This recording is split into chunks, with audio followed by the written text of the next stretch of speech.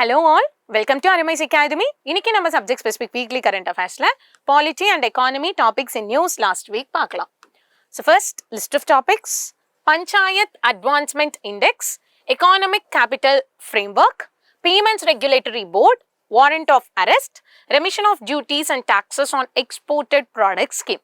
So இந்த 5 topics பத்தி தான் இன்னைக்கு நம்ம வீடியோல டீடைலா பேச போறோம். So first Panchayat Advancement Index 2.0. So Ministry of Panchayat Raj Panchayati Raj Panchayat Advancement Index 2.0 portal launch பண்ணிருக்காங்கன்னு சொல்லி நியூஸ்ல இருந்தது. So Ministry of Panchayati Raj launch பண்ண இந்த portal பத்தி நம்ம இன்னைக்கு பார்க்கலாம். ஓகேங்களா? So what is this portal ன்னு சொல்லி பாத்தீங்கன்னா, or what is that index? Panchayat Advancement Index 2.0. என்ன இந்த Panchayat Advancement Index ன்னு சொல்லி பார்த்தோம்னா, multi-domain and multi-sectoral index used to assess overall development, performance and progress of Panchayat. பஞ்சாயத்தோட development எப்படி இருக்கு, performance எப்படி இருக்கு, and also progress எப்படி இருக்கு, இது நம்ம அனலைஸ் பண்ணணும். ஒரு டொமைன் or ஒரு பெர்ஸ்பெக்டிவ் வச்சு பண்ண முடியுமா? இல்ல.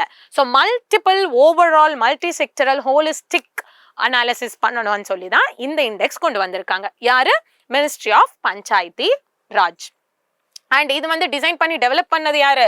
National informatics centre. அண்ட் இது 2.5 lakh கிராம் பஞ்சாயத்ஸ்னு நம்ம பர்ஃபார்மன்ஸ் ட்ராக் பண்ண முடியுமா? And localisation of sustainable development goals. So panchayat லெவல்லையும் அந்த development holistic progress performance analyse பண்ணி நம்ம கொடுக்கும்போது அந்த இண்டெக்ஸ், ஸோ அதில் நல்லா பண்ணணும்னு சொல்லி எல்லா பஞ்சாயத்து அவங்க அங்கே கிராம் பஞ்சாயத்து ஸ்டெப்ஸ் எடுக்கும்போது அந்த sustainable development goals locally they'll start playing a key role. கரெக்டா? ஸோ இங்கே பார்த்தீங்கன்னா this improves data quality, reliability, ஏன்னா நல்லா ஸ்ட்ரீம்லைன் பண்ணியிருக்காங்க. அண்ட் ஆல்சோ யூசபிலிட்டி, காம்ப்ரிஹென்சிபிலிட்டி எல்லாமே நல்லா இருக்கும். அனலைஸ் பண்ணுறது ரொம்ப அக்யூரேட்டாக கரெக்டாக இருக்கும். ஓகேங்களா? அண்ட் ஆல்சோ இங்கே பார்த்தீங்கன்னா the 9 localized sustainable development goals aligned themes என்னென்னு சொல்லி பார்த்தீங்கன்னா, poverty free and enhanced livelihoods panchayat, healthy panchayat, water sufficient panchayat, child friendly panchayat, clean and green panchayat, self-sufficient infrastructure, socially secured panchayat, good governance panchayat, woman-friendly panchayat.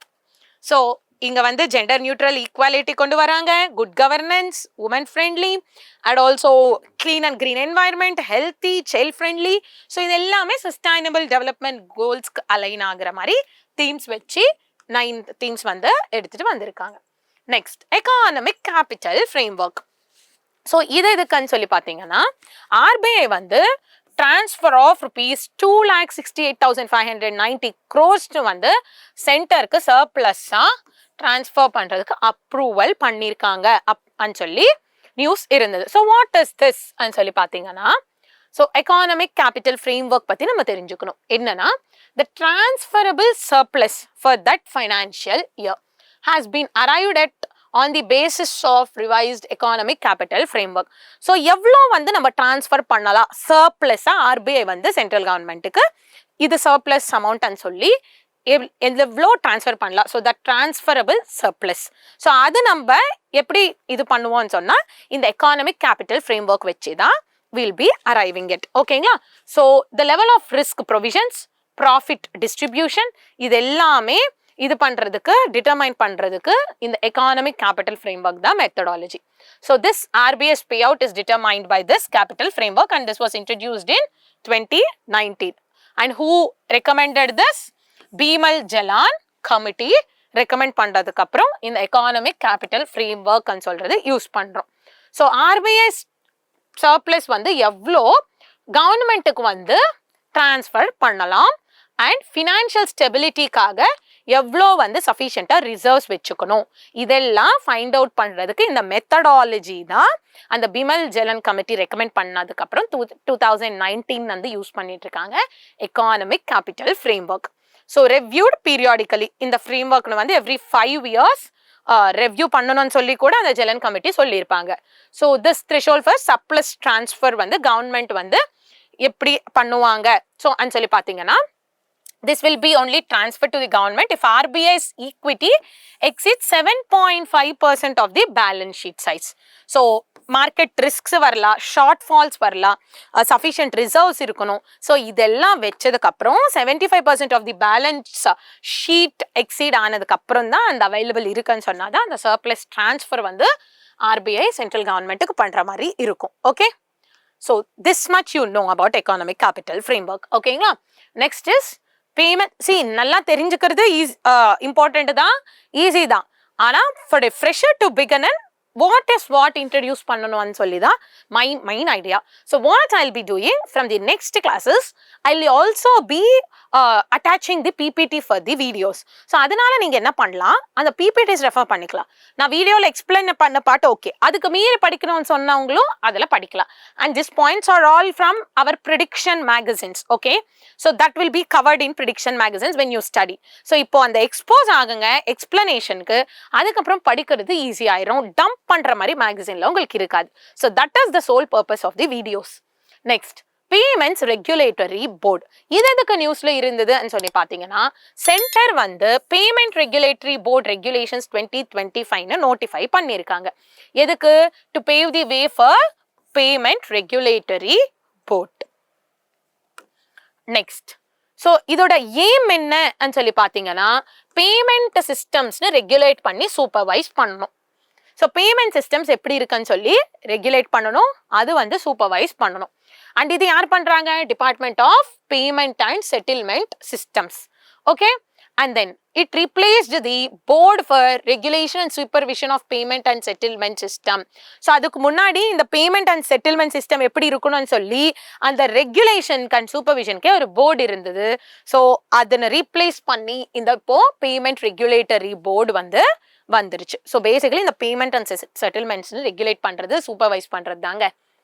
ஓகேங்களா? So இங்க பாத்தீங்கன்னா payment and settlement system ஆக்டே இருக்கு. So அந்த act படி தான் இந்த composition members எல்லாமே இருப்பாங்க. ஓகே, ஸோ டென்யூர் பார்த்தீங்கன்னா 4 years வித் நோ ரீஅப்பாயின்ட்மெண்ட்.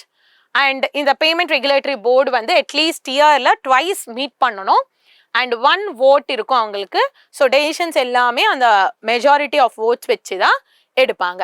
அண்ட் சேர்பர்சனுக்கு காஸ்டிங் ஓட் இருக்கும். Just like presiding officer of Lok Sabha and Rajya Sabha எப்படி காஸ்டிங் ஓட்டு கொடுப்பாங்களோ அந்த மாதிரி. அண்ட் இந்த பேமெண்ட் ரெகுலேட்டரி போர்டு வந்து இந்த பேமெண்ட் அண்ட் செட்டில்மெண்ட் சிஸ்டம்ஸ்ல நல்லா எக்ஸ்பீரியன்ஸ் இருக்கிறவங்களை கூட இன்வைட் பண்ணி லீகல் அட்வைசர்ஸ் அவங்களோட அட்வைஸும் கேட்டுட்டு இந்த பேமெண்ட் அண்ட் செட்டில்மெண்ட் சிஸ்டம்ல சூப்பர்வைஸ் பண்ணி ரெகுலேட் பண்ணுவாங்க. Next is warrant for arrest. Supreme court வந்து ரீசெண்டா கிளாரிஃபை பண்ணியிருக்காங்க. அரெஸ்ட் வந்து வாரண்டோட இது பண்ணும்போது when arrested with a warrant, separate communication of the arrest grounds isn't required as the warrant itself serves this purpose. நம்ம இந்த ஃப்ரீடம் இது பேசும்போது 19, 20, 21, 22 பேசுவோம். அதில் 22ல இந்த ப்ரொடெக்ஷன் ஃபார் அரெஸ்ட் அண்ட் டிடென்ஷன்ல நம்ம ஒருத்தர் அரெஸ்ட் பண்றோம்னு சொன்னா அவங்களுக்கு என்ன கொடுக்கணும், அந்த ரீசன் கொடுக்கணும். And also 24 hours excluding the time of travel nearest court magistrate முன்னாடி ப்ரொடியூஸ் பண்ணணும். அண்ட் ஆல்சோ அவங்களுக்கு பிடிச்ச லீகல் ப்ராக்டிஷனர் கன்சல்ட் பண்றக்கூடிய ரைட் கொடுக்கணும்னு சொல்லி பேசியிருப்போம். கரெக்டா? இதே மாதிரி இங்க என்ன சொல்றாங்கன்னா சுப்ரீம் கோர்ட், ஒருத்தனை நம்ம வாரண்ட் கொடுத்துட்டு அந்த அரெஸ்ட் பண்றோம்னா, வாரண்ட் ஃபார் அரெஸ்ட் கொடுத்து பண்ணோம்னா அந்த வாரண்ட்லயே எதுக்காக அரெஸ்ட் பண்றோம்னு சொல்ற அந்த பர்பஸ் வந்து இது இருக்கும். ஸோ அதனால நீங்க செப்பரேட்டா அவங்களுக்கு ரீசன் சொல்லணும்னு சொல்ற தேவை கிடையாதுன்னு சொல்றாங்க. Okay, so this is a written order. Warrant சொன்னா என்ன? Written order which is issued by the court authorizing the police to arrest a specific person for a particular offense. So கோர்ட்டே இங்க போலீஸ்க்கு சொல்றாங்க ரிட்டன் ஆர்டர் கொடுத்துட்டு போய் அந்த particular person இந்த தப்பு பண்ணியிருக்காங்க அரெஸ்ட் பண்ணுங்கன்னு சொல்லி. ஸோ அந்த வாரண்ட் காமிச்சிட்டு போலீஸ் அரெஸ்ட் பண்ணும்போது ஸோ அவங்களுக்கு தனியா இந்த ரீசன் செப்பரேட்டா சொல்லணும், எதுக்காக பண்றோம்னு சொல்லணும், அந்த நெசசிட்டிஸ் எல்லாம் கிடையாதுன்னு சொல்றாங்க. So the arresting officer must inform the arrested person about the content of the warrant and show it if requested. So அந்த வாரண்ட் காமிச்சிட்டு வாரண்ட்ல என்ன இருக்கோ சொல்லிட்டு அரெஸ்ட் பண்ணலாம். So presentation before court. Arrested individual must be brought before a magistrate without any unnecessary delay. So இது வந்து written and it should be signed by the presiding officer. Court அதுக்கு வந்து சீல் பண்ணியிருக்கணும் and name address and what is the offence என்ன மிஸ்டேக்காக இது இந்த இப்போ arrest பண்ணுறோம்னு சொல்கிற கூட மென்ஷனாக இருக்கணும் அண்ட் அது வந்து இந்த டீட்டெயில்ஸ் எல்லாம் மிஸ் ஆயிருக்குன்னா that arrest warrant is invalid and bailable warrant non bailable warrant வந்து 2 டைப்ஸ் இருக்கும் அரெஸ்டட் பர்சன் வந்து பெயில் தட் இஸ் ரிலீஸ் பண்ணலாம் சொன்னா ஷூரிட்டிஸ் பாண்ட்ஸ் அதெல்லாம் அவங்க வாரண்ட்லேயே ஸ்பெசிஃபை பண்ற மாதிரி இருக்கு அதெல்லாம் கொடுத்துட்டு அவங்கள ரிலீஸ் பண்ணலாம்னு சொன்னா ஓகே பெயில் கொடுக்கலாம் so that is a bailable warrant இங்க வந்தா non bailable warrant that is written ஆர்டர்ல எந்த மாதிரியான ப்ரொவிஷனும் இருக்காது பெயில் ப்ரொவிஷன் அண்ட் இவங்கள கண்டிப்பா கோர்ட்டு முன்னாடி ப்ரொடியூஸ் பண்ணியே ஆகணும்னு சொன்னா பெயில் கொடுத்துட்டு ரிலீஸ் பண்ண முடியாது that becomes a non bailable warrant so arrest without warrant can happen in cognizable offence இவங்க வந்து வாரண்ட் இல்லாம எப்போ பண்ணலாம் சொன்னா சீரியஸ் கிரைம்ல இன்வால்மெண்ட் இருக்குன்னு சொல்லும் போது கோர்ட்ல அந்த ரிட்டன் ஆர்டர் இல்லாமவே இவங்க அரெஸ்ட் பண்ணலாம் ஓகேங்களா magistrate is necessary for us minor crimes பெரிய கிரைம்ஸ் இல்ல மைனர் கிரைம்ஸ்க்கு அரெஸ்ட் பண்ணணும்னு சொன்னா கோர்ட் ஆர்டர் இருந்தாதான் பண்ண முடியும் அதுதான் நான் காக்னசபிள் அஃபென்சஸ்க்கு அரெஸ்ட் பண்ணும் போது வாரண்டோட தான் பண்ணுவாங்க காக்னசபிள் அஃபென்சஸ்க்கு வாரண்ட் இல்லாம கூட அரெஸ்ட் பண்ணலாம் ஸோ காக்னிசபிள் அஃபென்சஸ்னா மர்டர் ரேப் ராபரி தெஃப்ட் அது பார்த்துருக்காங்க கிரைம் உடனே கோர்ட்ல இருந்து ரிட்டன் ஆர்டர் வரணும் அப்பதான் அரெஸ்ட் பண்ணுவேன்னு சொல்லல தேவை கிடையாது வாரண்ட் இல்லாமவே கூட காக்னிசபிள் அஃபென்சஸ்க்கு அரெஸ்ட் பண்ணிடலாம் ஓகேங்களா ஸோ திஸ் ஆல்சோ இம்பார்ட்டன்ட் தாங்க probable cause of arrest so without a warrant if the officer has credible reason இருந்தால் பண்ணலாம் so if an officer sees to a person committing a crime they can arrest and also crime scene வந்து வெளில போறாங்க escape try பண்றாங்கன்னு சொன்னாலும் arrest பண்ணலாம் and parole terms like இந்த கேசஸ்ல இப்போ பெயில் பரோல் இது வந்து நம்ம ஒரு வீடியோல இந்த டிஃபரன்ஸ் மட்டுமே ஸ்பெசிஃபிக்கா இது பண்ணலாம் ஸோ பப்ளிக் சேஃப்டி அர்ஜென்சிக்காக கோர்ட் ஆர்டர்னை வயலேட் பண்றாங்கன்னு சொல்லி இல்ல எந்த கண்டிஷன்ஸ்ல உங்களை பெயில் விட்டுருக்காங்களோ வெளில விட்டுருக்காங்களோ அது வயலேட் பண்றாங்கன்னு சொன்னா in all those cases they can arrest next is remission of duties and taxes on exported products scheme so இது வந்து சென்ட்ரல் கவர்மெண்ட் வந்து அந்த ஸ்கீம் கீழே பெனிஃபிட்ஸ் எல்லாமே ரீஸ்டோர் பண்ணியிருக்காங்கன்னு சொல்லி நியூஸ் இருந்தது so let us know about this scheme remission of duties and taxes on exported products scheme so இது என்னன்னா எதுக்கு இது கொண்டு வந்திருக்காங்கன்னு சொன்னா எக்ஸ்போர்ட்டர்ஸ்க்கு டியூட்டிஸ் டாக்ஸஸ் லெவிஸ் இது எல்லாமே இது பண்ணுப்பாங்களா எம்பெட் ஆயிருக்கும் தட் இஸ் ஒருத்தருக்கு மேல ஒன்று வந்துட்டே இருக்கும் ஸோ இதெல்லாம் பண்ணும்போது எனி அதர் ஸ்கீம்ல அந்த ரியம்பர்ஸ்மெண்ட் ஆகாது கட்டுறதுக்கு அப்புறம் கட்டுறது மாதிரி எம்பெடட் தட் அடிஷன் இருக்கும் ஸோ அப்போ அந்த எவ்வளோ அவங்க மேல போடணுமோ அவ்வளோ போட்டுடணும் அதுக்கப்புறம் ரிமைனிங் திங் அவங்களுக்கு ரீஃபண்ட் பண்ணிடணும் ஸோ வேற எந்த ஸ்கீம்லயும் அந்த மாதிரி ரீஃபண்ட் பண்ற ஃபெசிலிட்டி இல்லை ஸோ அந்த எக்ஸ்போர்ட்டர்ஸ்க்கு ஒன்றுக்கு மேல ஒன்றுக்கு போட்ட அந்த டாக்ஸ் வந்து தேவையில்லாதது வந்து தட் இஸ் தேவையில்லாததுன்னு சொல்றதோட தட் இஸ் தேவையானது மட்டும் போய் remaining thing it should be refunded so அது வந்து நம்ம ரியம்பர்ஸ் பண்ணிடணும் ஸோ அதுக்காக டிசைன் பண்ணியிருக்கிற ஸ்கீம் தான் இது and ministry of commerce and industry தான் நோடல் மினிஸ்ட்ரி ஸோ 2021 லான்ச் பண்ணாங்க to reimburse the embedded duties and taxes on this exported products ஓகேங்களா ஸோ மெயினாக இந்த special economic zones export oriented units advance authorisation holders இது எல்லாமே so இது எதுக்குன்னா exported products மேலே central state and local taxes எல்லாமே இது இருக்கும் ஸோ அதுக்கு வந்து நம்ம காம்பன்சேட் பண்ணணும்னு சொல்லி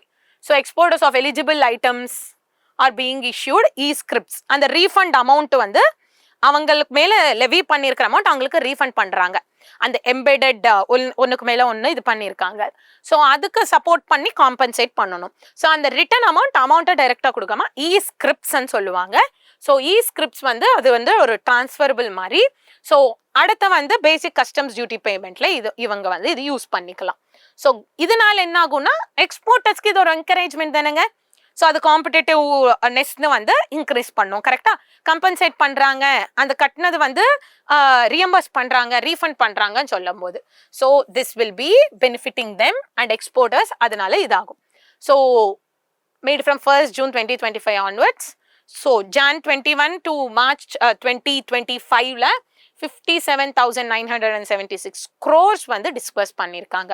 ஓகேங்களா? ஸோ இதனால அண்ட் வேர்ல்ட் ட்ரேட் ஆர்கனைசேஷன் கூட இது கம்ப்ளைண்ட் தான். And this a comprehensive platform benefiting the exporters. ஓகேங்களா? Now let's go for a quick revision.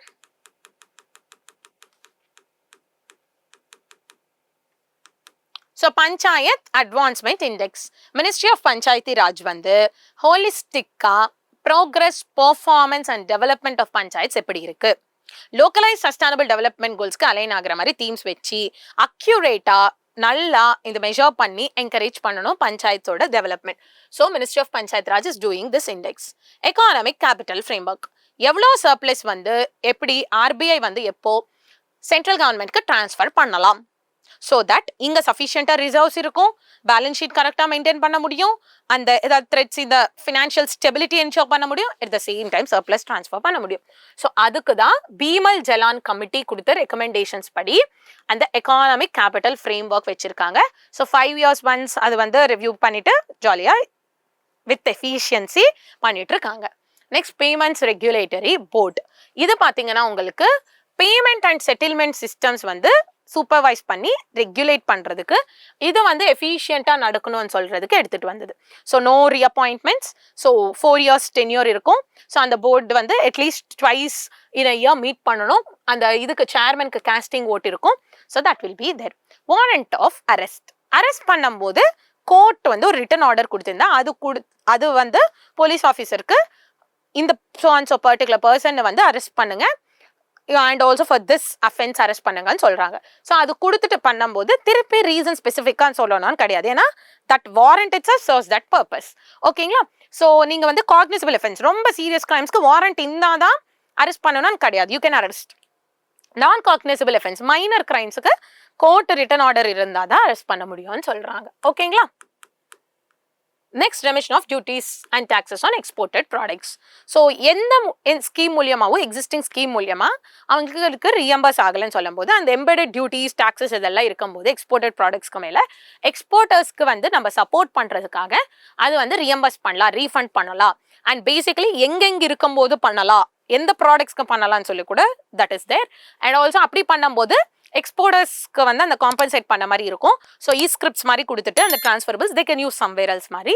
So நம்ம அந்த மாதிரி ரீஃபண்ட் பண்ணும்போது என்னன்னா அந்த இந்த காம்படிட்டிவ்னஸ் இன்க்ரீஸ் ஆகும். That will be like an encouragement for them. So that will benefit the exporters and சொல்றாங்க. ஓகேங்களா? So aspirants know what's happening around. ஓகேங்களா? ஸோ வாட் இஸ் வாட், இது நீங்க தெரிஞ்சுக்கோங்க. ஓகேங்களா? எதுக்கு நியூஸ்ல இருந்தது, அதுனா என்ன, அந்த டீடைல்ஸ் கூட தெரியாம இருக்கிறது வந்து it's a big mistake being an UPSC aspirant. So this video serves that purpose for you. Okay, so keep revising, do well. Thank you. Have a nice day. All the very best.